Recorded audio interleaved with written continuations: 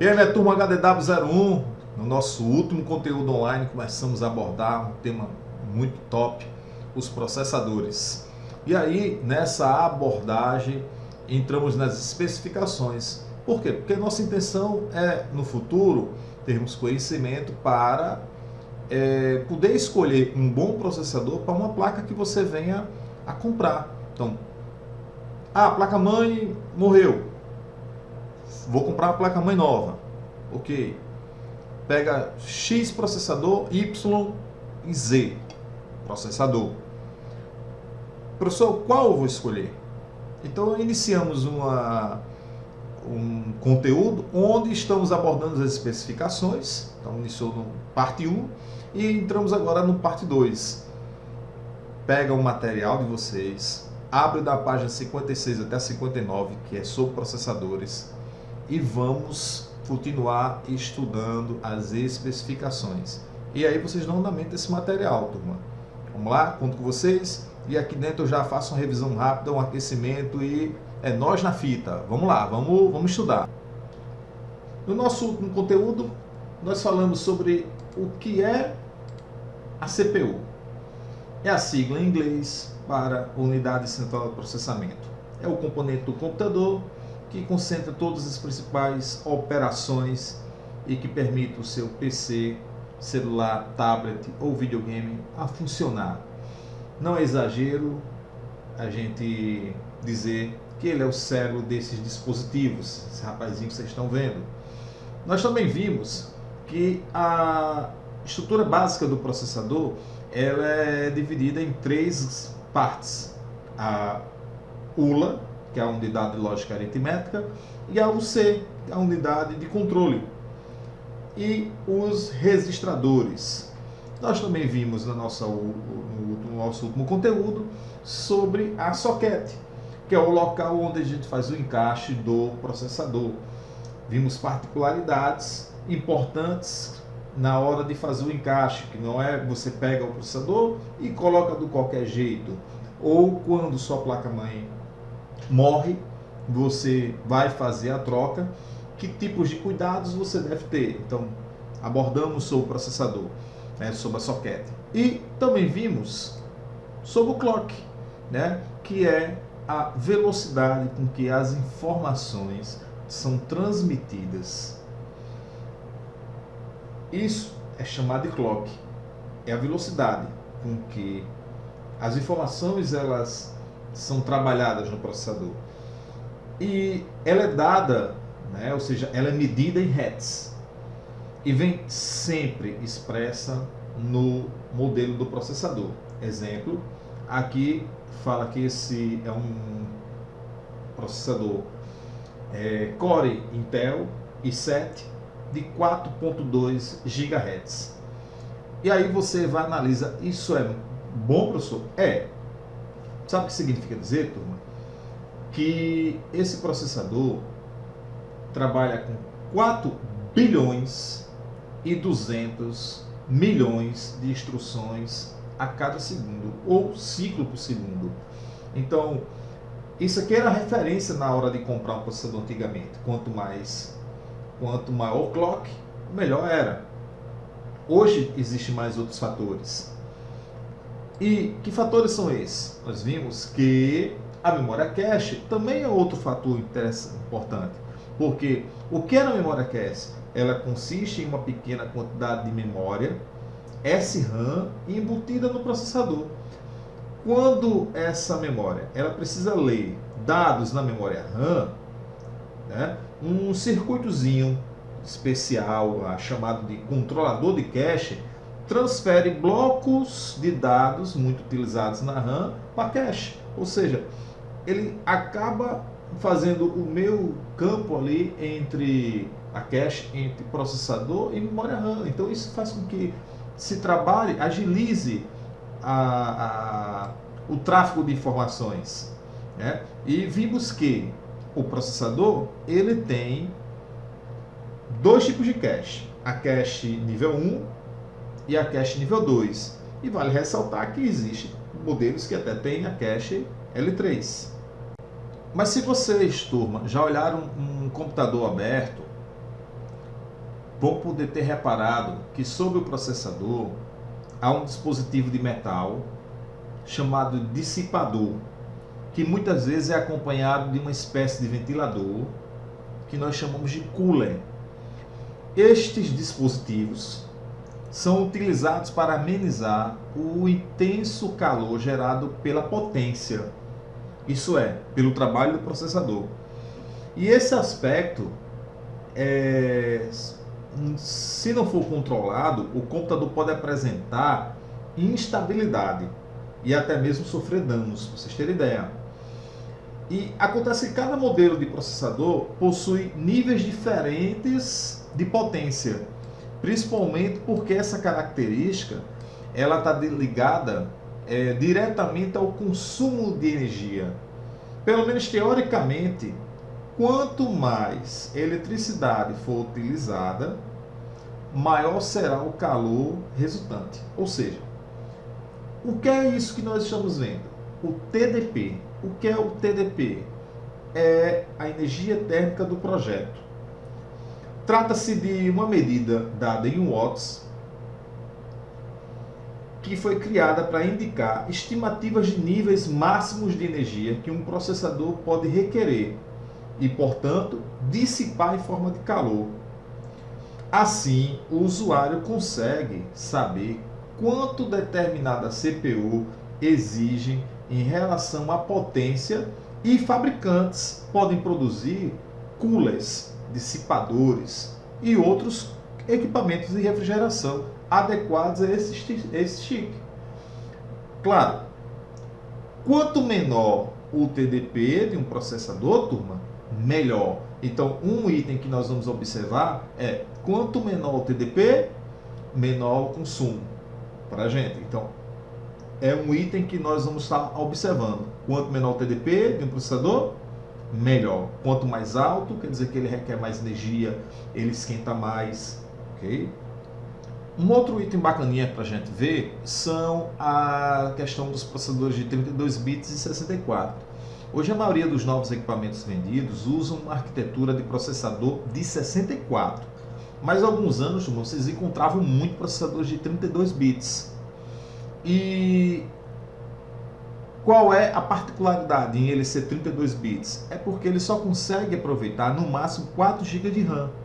A máquina pode até ter mais memória instalada, mas o processador não conseguia acessá-la, pois só consegue distribuir endereço para os 4 primeiros gigabytes. Então, você tendo um processador de 32 bits, você podia ter quantos RAM você quisesse, mas ele só lia até 4 GB. Aí você fala, e os processadores de 64? Os processadores de 64, turma, eles, por sua vez, conseguem guardar uma quantidade imensa de dados, de informação. Pra vocês terem ideia, são 17 bilhões de gigas de RAM que ele consegue fazer uso. Então, ou seja, computadores hoje atuais, processadores mais novos, eles normalmente são 64 bits. E aí, o fato de ele ser 64 bits, ele consegue fazer uma leitura de sua RAM, dar um suporte para a leitura de RAM de até 64 GB. Além de ser capaz de acessar mais RAM, os processadores de 64 bits, turma, eles também conseguem acessar de maneira mais rápida e eficiente, o que acaba deixando o computador mais rápido. Então, focar em processadores de 64 bits. Hoje, turma, praticamente todos os processadores atuais têm mais de um núcleo, ou seja, core de processamento. Ou seja, na prática, quando compramos um processador dual core, estamos adquirindo 2 processadores, só que eles estão unidos no mesmo encapsulamento. Vocês fisicamente vão estar enxergando um único processador, mas internamente eles são 2 núcleos. Então é possível você encontrar à venda processadores com 2, 4, 6, 8 núcleos de processamento e que a gente chama no dia a dia de dual core, quad core, hexa-core, octa-core. Atualmente, vocês, tanto a Intel como a AMD, perceberam que a única solução viável para aumentar o desempenho de seus processadores, né, ou seja, aumentar o clock, era incluir núcleos de processamento. Porque as CPUs com um único núcleo, turma, teria problemas de refrigeração. E sua frequência de operação, quanto mais eles botassem para cima, maior era o problema com a refrigeração. Então, surgiu a teoria de que mais núcleos podia quebrar os processos em partes menores, sendo que cada um dos cores, ou seja, cada um dos núcleos, ficaria responsável por resolver parte do processamento. Com isso, o consumo de energia ia ser menor, já que a CPU precisava fazer menos esforço para realizar aquela tarefa que estava dividida, né? Então, baseando-se nisso, os engenheiros desenvolveram métodos, tá? Desenvolveram métodos para aumentar o desempenho dos processadores, adaptando mais recursos, melhorando a tecnologia e tornando os equipamentos mais eficientes. No caso dos processadores com vários núcleos, eles se tornaram melhores em executar várias tarefas simultâneas. Ou seja, turma, um processador com múltiplos núcleos é mais recomendado para quem é adepto da multitarefa no sistema operacional. No caso de se executar apenas um aplicativo, o cara que só usa um programa, só um sistema de uma loja, um exemplo, se esse aplicativo não for otimizado para aproveitar todos os núcleos disponíveis, um processador com um core único, ou seja, um único núcleo, é melhor, com um clock maior, é mais recomendável. Então, vários núcleos, ele é interessante para quem é adepto de multitarefa. Uma das palavras que surgiu no mercado são as trends. No que se refere ao hardware, ou seja, ao processador, essa palavra apareceu no Brasil quando surgiram os primeiros modelos de processadores com múltiplos núcleos. E aí, turma, a princípio era fácil compreender que um processador dual core tinha, por exemplo, 2 núcleos. Entretanto, com a evolução nas arquiteturas dessas CPUs, surgiu um suporte para múltiplos threads, ou seja, multithread. E como é que surgiu isso? Quando a fabricação de um processador com 2 ou mais núcleos ainda era muito cara, a Intel, que é uma das grandes fabricantes de processadores, desenvolveu um sistema interessante de multiprocessamento. Trata-se do Hyper-Thread,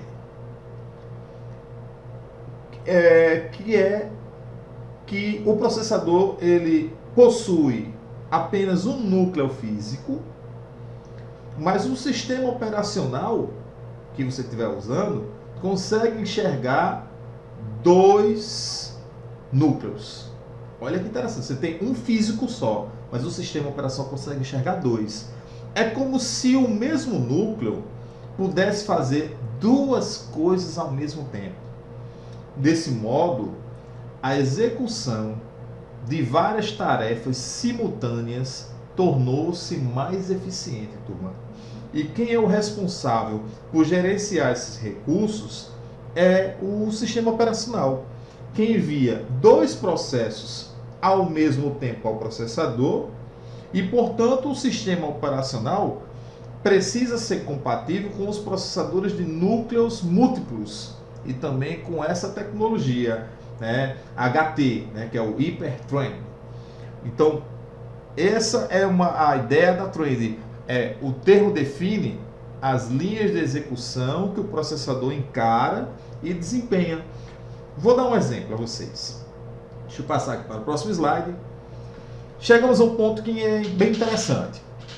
Como vimos, a thread é uma divisão do processo principal do programa, tá? Então, os processadores mais recentes, eles vêm com especificações tanto relacionado à quantidade de núcleos quanto à quantidade de threads, turma. Vamos tomar como, por exemplo, esse Core i7 modelo 9750. Verificando lá no site do fabricante, eu observei que ele mostra que ele tem esse processador, ele vem com 6 núcleos e tem suporte para trabalhar com 12 threads. O que isso quer dizer? Que essa CPU ela pode trabalhar com 6 processos indivisíveis, indivisíveis simultaneamente,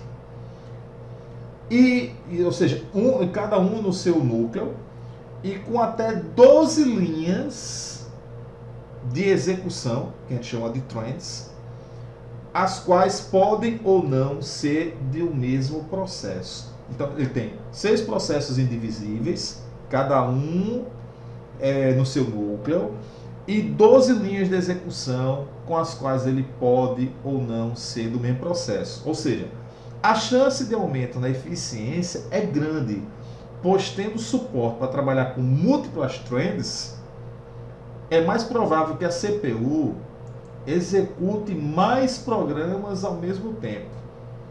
Então, essa é a grande sacada hoje dos processadores. Vários núcleos e com várias threads para que ele execute mais programas ao mesmo tempo. Os processadores modernos, eles trazem um outro componente bacana, turma, que é de grande ajuda para o desempenho geral da máquina. São os famosos controladores de vídeo. Assim, quando o usuário ele precisa executar vídeos em formato HD ou Full HD, a máquina não fica travando ou superaquecendo. Por quê? Porque é como se você tivesse montado um computador de entrada, com toda entrada um computador mais barato, que não vai ser ali usado para jogos, e vocês pudessem escolher um processador que tenha internamente um controlador de vídeo integrado.